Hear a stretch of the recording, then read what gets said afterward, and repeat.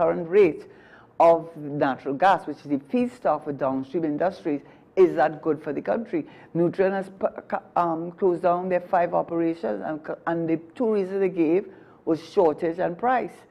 And therefore, our foreign exchange, we need foreign exchange, because foreign exchange is not only for commodity, to buy commodities, clothing, whatever you want to call it, but it's also food. We are not food secure.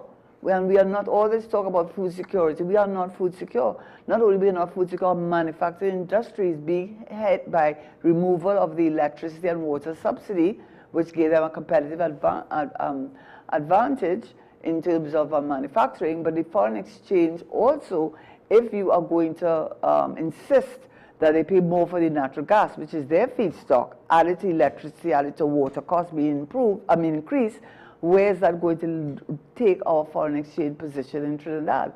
I mean, there must be some plan that I don't know about, and I'm not understanding it, but on the face of it, it does not look good. Without foreign direct investment, with what you just said there, it's not just the import of food. How are you going to build an international financial center? It's not just cement. Even if we could construct the building with local materials, all of the IT infrastructure, communication systems, digital systems. I think they're doing a job with that, though, to be fair to them. But I'm saying all of the technology and the stuff that we need to get these high-end things running, whatever it is, we have to import it. Right? So if we have an issue now with that, will again, it will cause the investors to kind of have doubts. So wait, but they don't have a supplier for an exchange in order to ensure that business, supplies could freely, because we don't make all of the things that we need. Otherwise, we can make the shell. We might be able to make the shell of a building, but a building is not a financial center. It's the guts of all of the technology, the communication, the administration, services, etc., even down to some of the office stuff potentially, right? But here's something that I don't know if I calculated it right.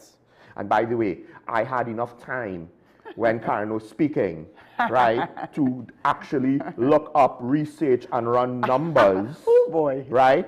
So, because one of the things that we spoke about was, if our growth is 8%, and our debt to GDP... 0.8, sorry, yes. No, 0.8, yes. And it's supposed to go down to 0.6. No, and that difference is very big, and you'll understand in a minute. And if our debt to GDP is 81%, right? Going to be 84. Going to be, but let's just stick with the 81. Let's just stick with the now. 8%, 0.8%. But it has gone to 84 actually. They actually said it's gone to 84. But go ahead. With our deficits, again, if I've done this correctly, our percentage of our primary deficit to GDP of 2.2%, right? And a 3.5% nominal interest rate, right? In order to sustain, I think, 81% debt to GDP ratio, we need our growth of GDP, if I've done the figures correct, to be 6.22%. Right? I might have done the figures wrong, but we need a 6% plus growth of GDP to sustain potentially our debt to GDP ratio with our current levels of deficits and our current interest rate. And it goes back to when you are looking at the figures.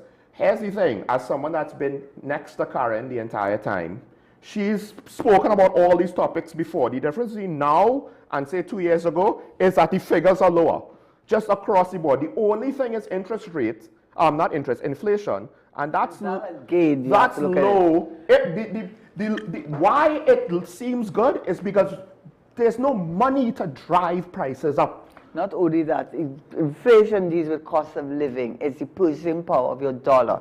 And what they have said, every the IMF, I believe, if I may have gotten it wrong, but First Citizen has said it, you have to look at the cumulative effect. And what they've said is when you look at using 2015, the cost of living, even though you're saying that the inflation rate is low, therefore the purchasing power has not increased significantly, when you look at 2015 to now, 10 years later, the cost of living has gone up by 25%. So the point they're making is, if you're looking at inflation to say to me whether your cost of living has not been increased significantly because it is so low, which is the other point that you are making, in addition to that, it really is misleading in a sense, because it really is not saying that the cost of living has in fact increased significantly over the last 10 years by 25.8%. Yeah, in layman's terms, prices already went up. Yes. They're already high. And not only food, in every area that people are feeling. We have Elsa on the line. I don't know if you get your earpiece. Oh, no. Caller, good morning. You on here? Yes, morning, Sean. Morning, Miss Karen. How are you? Well, thanks. Yeah, Miss Karen, I just wanted you to clarify this preventative detention orders for me. Looking at the Express here yesterday, story by Mr. Bruzol.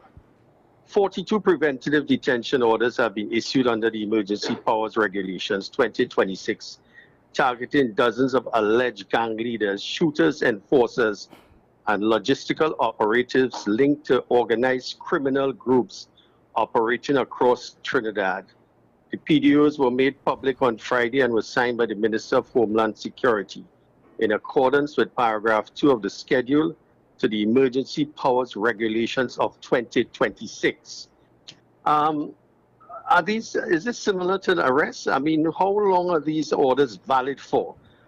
Do you need further evidence to charge? Just clarify that for me, please. Well, I will not be able to clarify that for you because I have tried and Sean knows that, that when we have spoken, when I was abroad and when I could have been on this program, I said to him, while I have very strong views of what is going on right now with regard to the Joshua Samaru and the Kyle Seeley issue, and the position people have taken against the DPP, whereas I have strong views on that. I have stayed away from that. So a detention order means that they're detaining you. Whether they're going to follow that with charging you is another issue. But what it does is effectively, however you frame it and however you rationalize it, what it comes down to is suspending your constitutional rights. Section 4 and 5 in particular, which says freedom of association, freedom of expression. When we talk about suspending your constitutional rights, particularly those rights set out in 4 and 5 of our Constitution, you are looking at potentially at a dictatorship.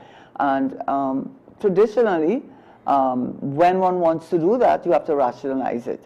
I think that what is happening now, 1990, we had an insurrection. I don't know if we are faced with insurrection. I don't know that the government fighting crime, yes, and they're using a state emergency in order to gather information and to be able to tackle the gangs, because it is gangs operating. That's no secret. I mean, I've been reading about that for years now. You know, it's no secret that the gangs are operating in this country. And it's no secret, I mean, all the things that we're hearing about, that has been, we're aware of it.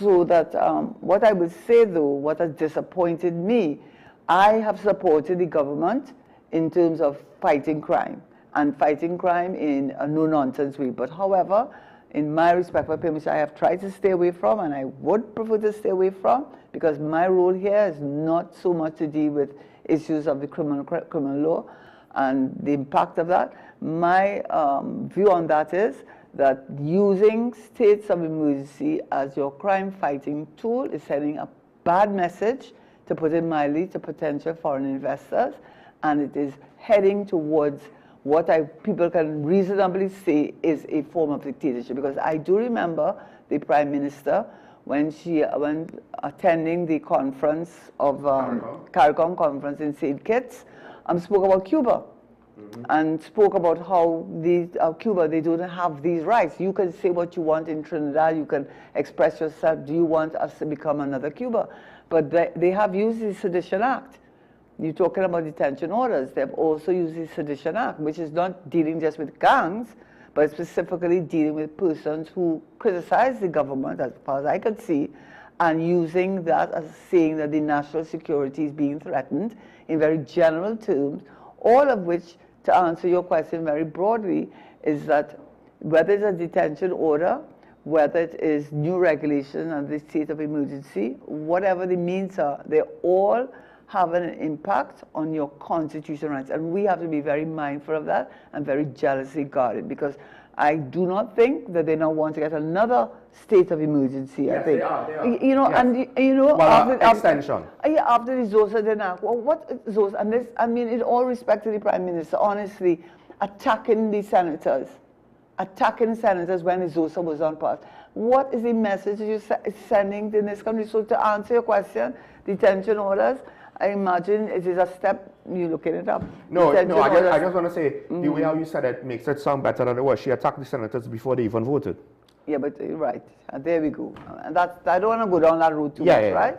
All I'll say, detention orders are detain you until they are in position. I guess the DPP would give, based on what the police investigation, whatever evidence that they can take to the admissible evidence to the court, they can take it from a detention. I guess the state of emergency laws allow you to detain a person for a specific period of time without charging them, and then you must charge them.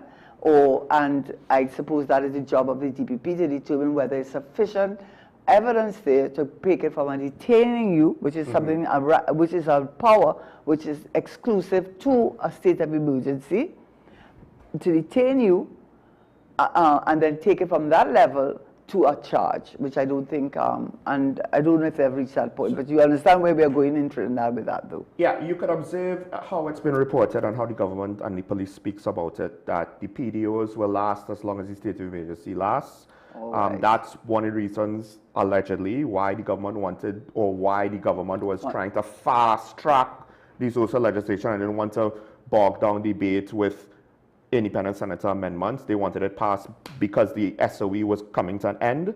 And I do believe there are reports that people under PDOs were released, not ones who were charged.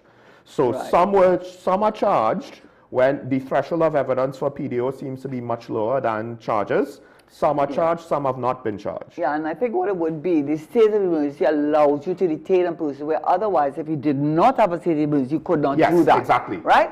And the state of emergency gives you time. It gives you time, buys time for you to go to the DPP and say, listen, this is what we have against A or B or whatever. And if we have sufficient, then we can take it from a detention order, which a state of emergency allows you to do that, to now charging you, and now you're charged with whatever offense under the criminal law, which is a creature of statute. So that is what detention orders allow. But a power given to the state, which it would not ordinarily have, were it not for the state of emergency. But here's the problem that we have to consider, and it lends credence to your argument on the state of our democracy.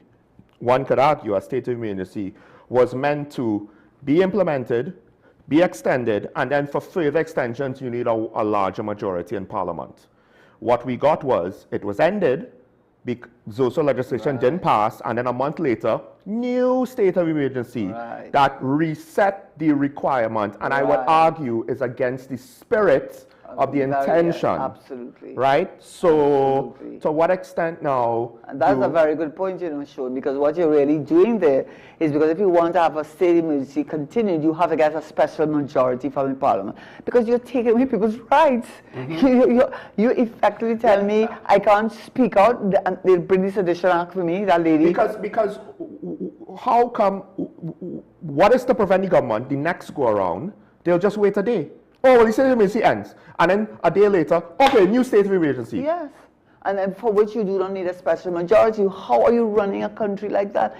You know, and from what I came today to speak about, which is the state of our economy and the media review, and essentially foreign direct investment, what Moody's and Standard & Poor's and the Central Bank, and even the IMF. I don't know how people could, I don't know how they could print any papers as though it was a positive review. I just don't know. I will say this, in all fairness, I would give the government, and it was said in the report and in other reports, it does take courage to deal with the NIS issue, because many governments have avoided dealing with increasing the NIS contribution and also the age, and this government bit the bullet and did do that. So I would give them that credit, and it was repeated several times.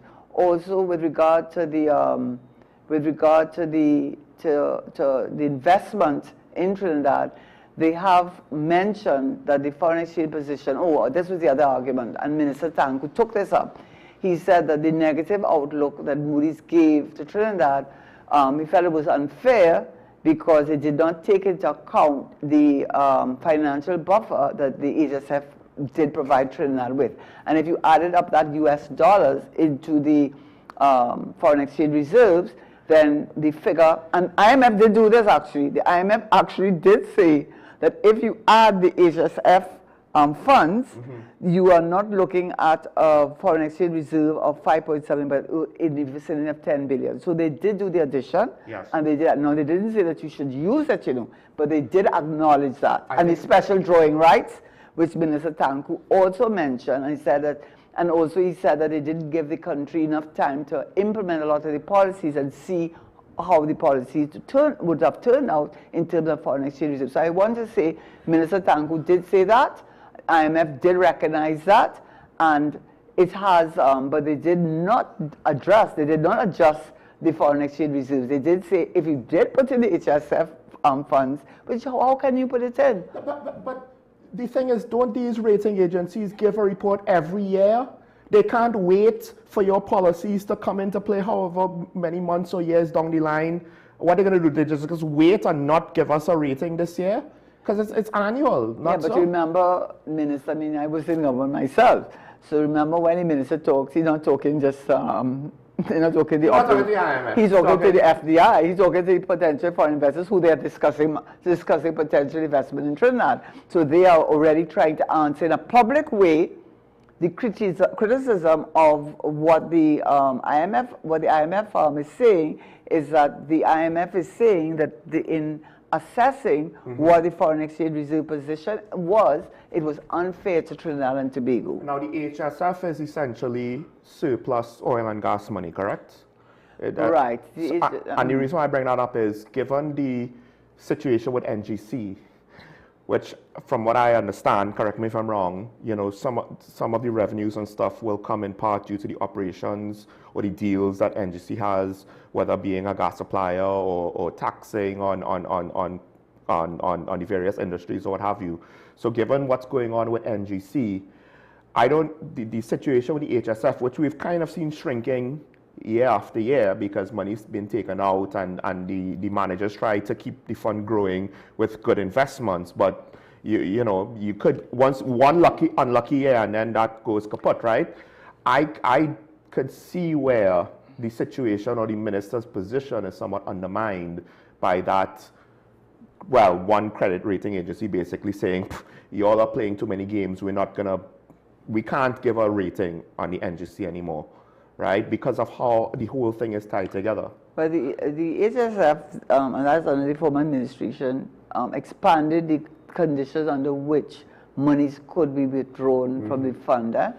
So as long as the chairman or whoever is at the NGC is following those guidelines, it's not just a situation where there is a situation of insurrection in the country or some sort of extreme situation which would allow for the extraction of funds from HSF. He has expanded that. I think that came about because of the $100,000 that they were used for some event. 100,000.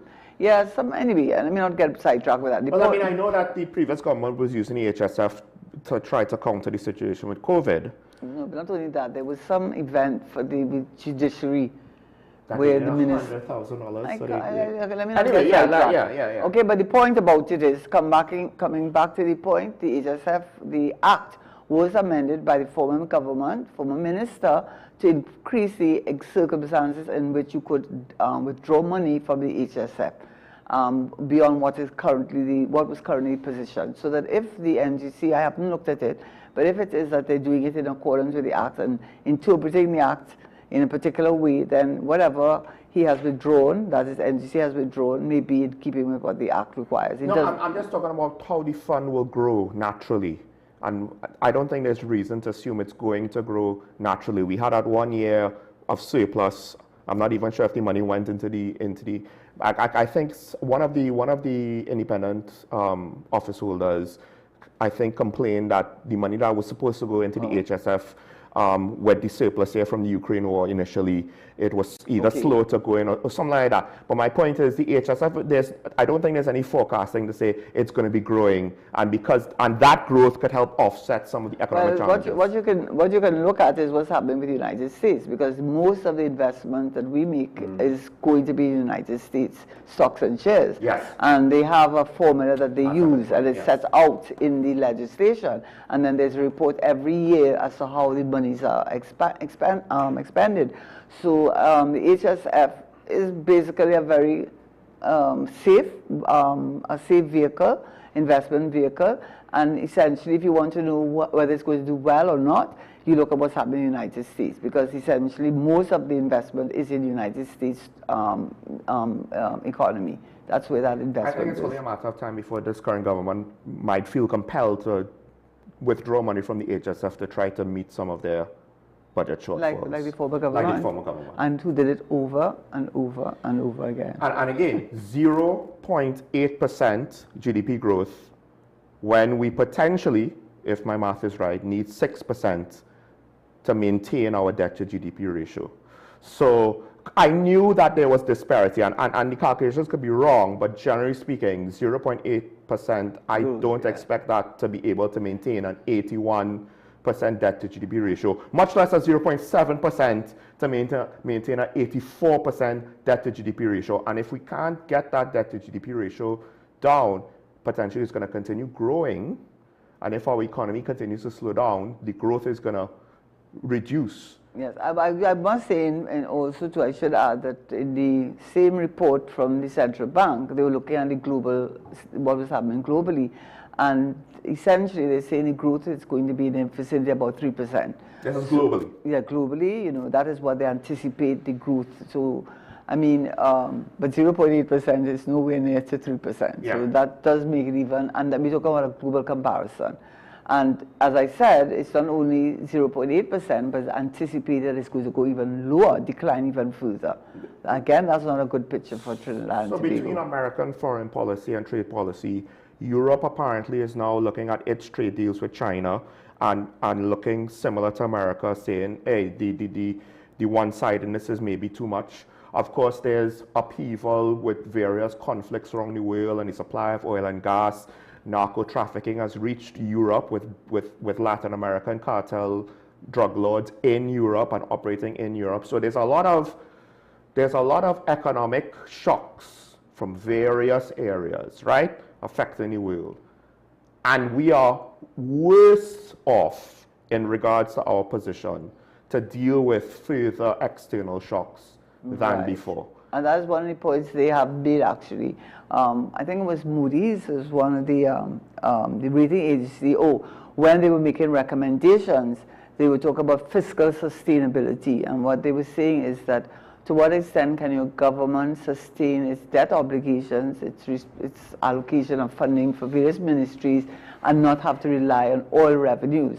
And they also made the point that the ability to do that and to have a better debt to GDP and a better growth position, and more saving, more revenue, is your ability to sustain shocks when they occur. And that is what the HSF is intended to do, to provide us with that buffer against, well, I should say unexpected, but certainly the well, I mean, shocks. We don't know what it's going to look like. It's just this thing that there will not be any in the next 5 years, I think is not reasonable. Yeah, exactly. It's not reasonable, especially when we have, anyway.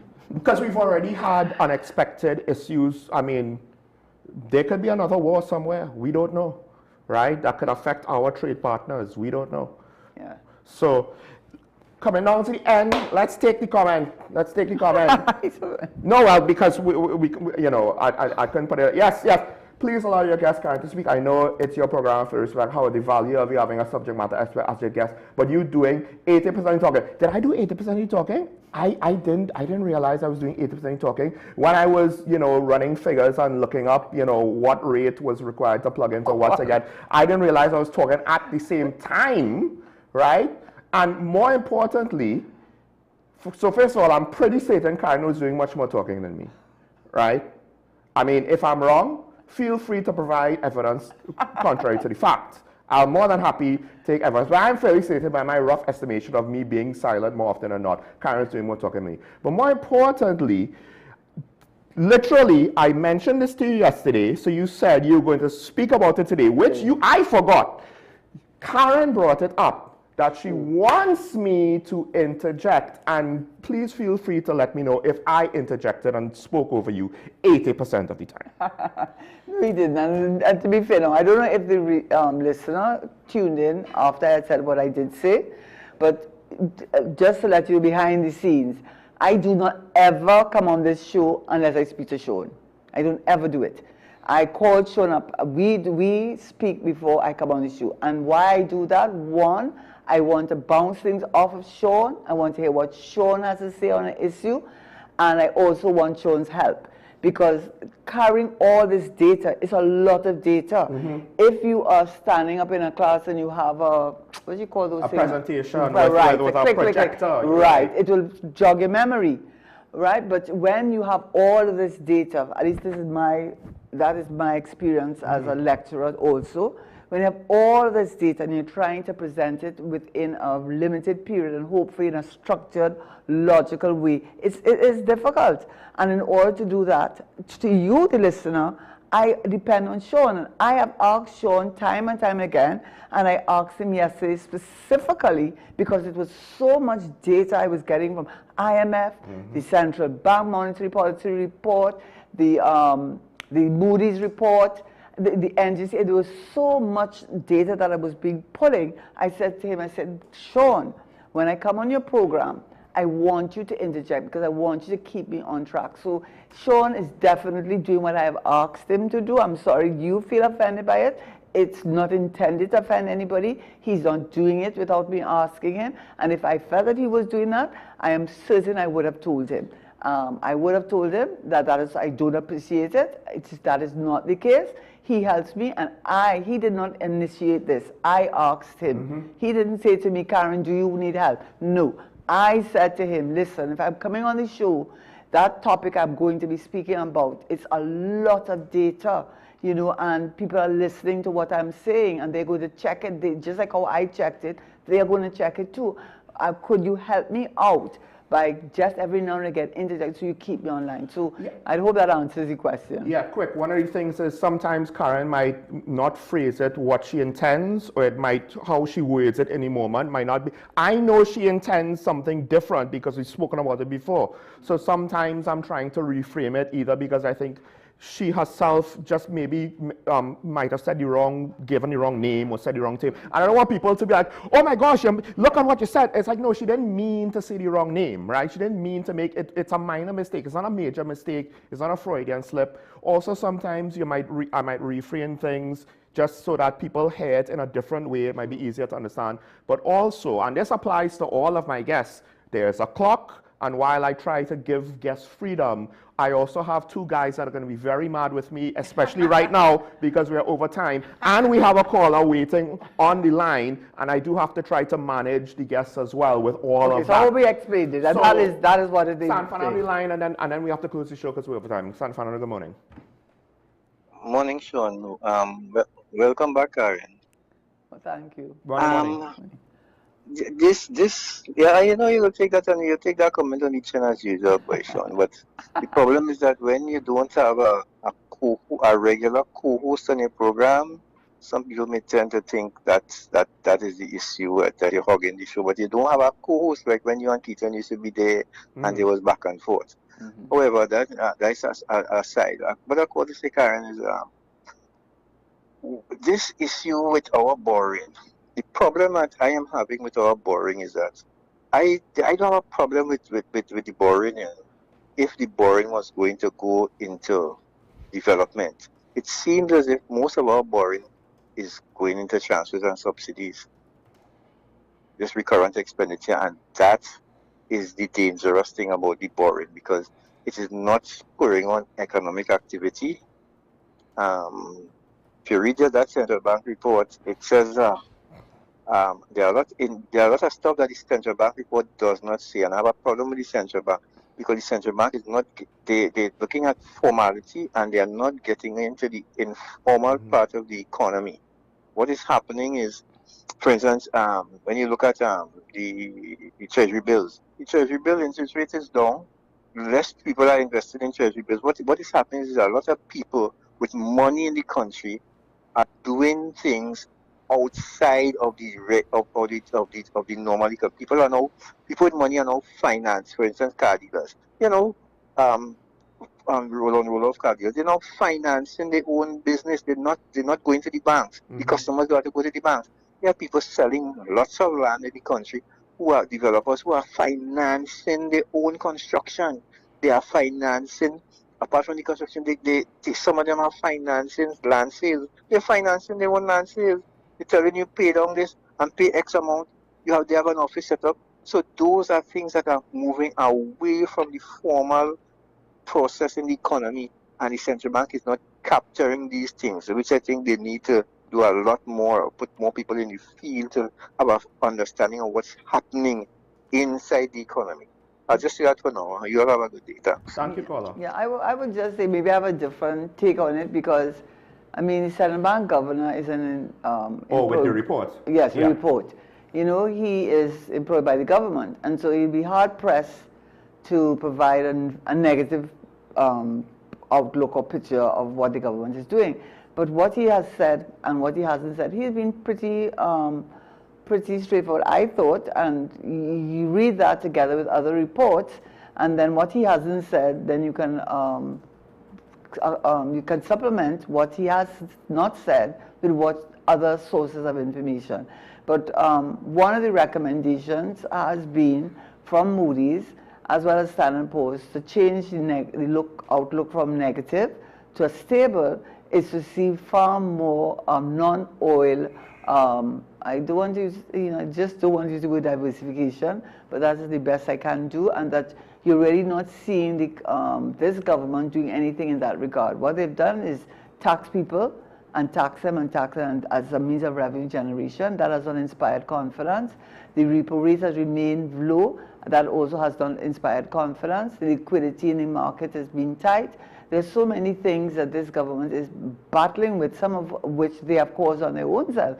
For example, we just talked about the state of emergency, having a break so that you don't have to have a special majority to have the next state of emergency, injecting funds to keep up to maintain the liquidity level, having your chairman of the NGC saying to the light industries that they have to pay $5.50 per MMBTU for natural gas as a feedstock. The way they dealt with Nutrien shut up operations, 5 operations where fertilizers are so important in terms of cost in the global market as well as source of food. So there are so many things that this government has done, made it difficult for your for the economy to grow, as the data is showing.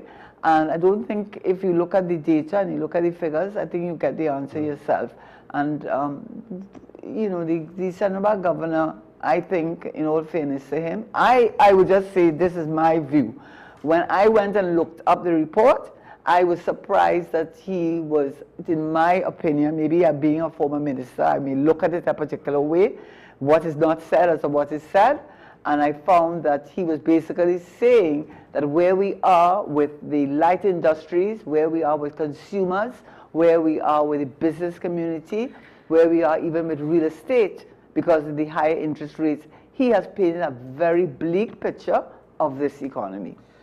I think with regards to where you and Mr. San Fernando might see it differently in the report, it's with regards to, one, you want a level of detail from a government institution, right? But also the type of information they're providing, because I think the lens that you view it from, you got good information. Yeah. What Mr. San Fernando is seeking from potentially, now maybe in a perfect way, the central bank report should include it. But potentially, I'm kind of not surprised that what you want, Mr. San Fernando, a government institution is not going to provide.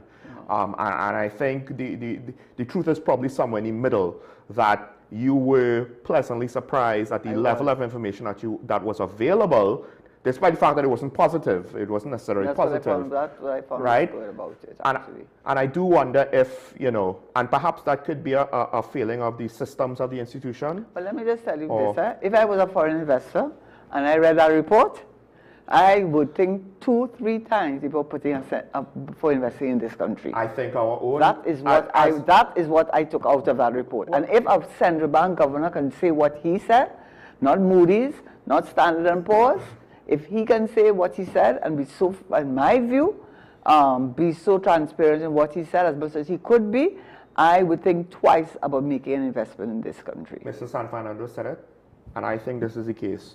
Any money made off of foreign investments by local conglomerates, stay abroad. whatever money they reinvest in Trinidad and Tobago might be local TT dollar profits made locally that they cannot easily extract because the supply of foreign exchange, which we all know, right? And I'll just close with this. Mr. Sanfernando said something about how certain businesses, they're financing themselves. And I think it's one of those things now, because we hear about bank fees this and bank fees that, and Republic Bank not too long ago had to reverse some situation that people basically decried them for, right? Here's the thing, and this applies to government as well. I think we have a situation where we are potentially creating a vicious cycle, where you have these extra fees because you want a nickel and dime, whether it is private or public, right? Or extra layers of bureaucracy for whatever reason, right? But here's the thing. So you want to try to extract more, and then the people will see this, and the business activity or the activity that you're trying to extract the money from will either try to avoid the financial institutions or what have you, or reduce in the case of taxes and the like. And your net effect would be a reduction in revenue from these fees or these taxes. So then what do? You double down. You increase the fees and the taxes. You try to extract more from what's left. And it's a vicious cycle that just goes down, down, down, and slowly dries up economic activity, whether it's private or it's public. And you kind of see this play out in certain jurisdictions, and it's not a be-all and end-all, but it very much could happen. Doesn't bode well, similar to the lack of investment with regards to our economic growth and low-level economic activity, and all the things that you said, right? Here's the thing, and there's a question to be asked that is difficult to answer. Is it the fault of the current government, or is it just the natural continuation of where we were from the previous government? And there's no good answer to that, right? It's hard to say. I guess the only thing you can do is look at the data, right, and determine, are you seeing enough effort being put to try to reverse the situation? It might be technically too soon to tell, but you run the risk that we wait so long, it's too late to stop the damage when we're ready to act. How do you balance that? That is where democracy and government, it's not easy, it is hard, and hopefully we'll see something good. But we hope, but there's no guarantees. Folks, thanks to the calls, thanks for Karen. Yes, thanks to the comment too, because engagement is still engagement. Thanks, Karen, for joining me once again. It's been a while. True. And I'm happy that, you know, the focus, because I myself, maybe I'm guilty of not focusing on the economy. Yeah. So that's why you're so welcomed on the show, because you cover a blind spot of mine, right? So, folks, all of the bacchanal going on with crime, can't forget the economy, because one feeds into the next. With that said, have a good day. Remember your allegiance to the Republic and to each other. Stay safe. Don't forget it's nice to be nice. We'll see you tomorrow. Bye-bye.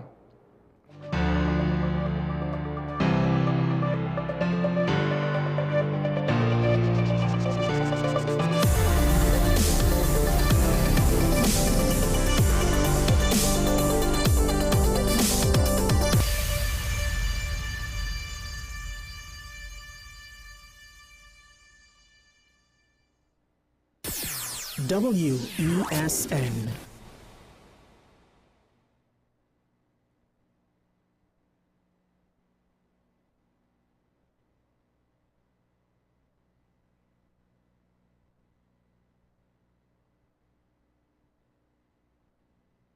How long will I live to finish a facade? So he started with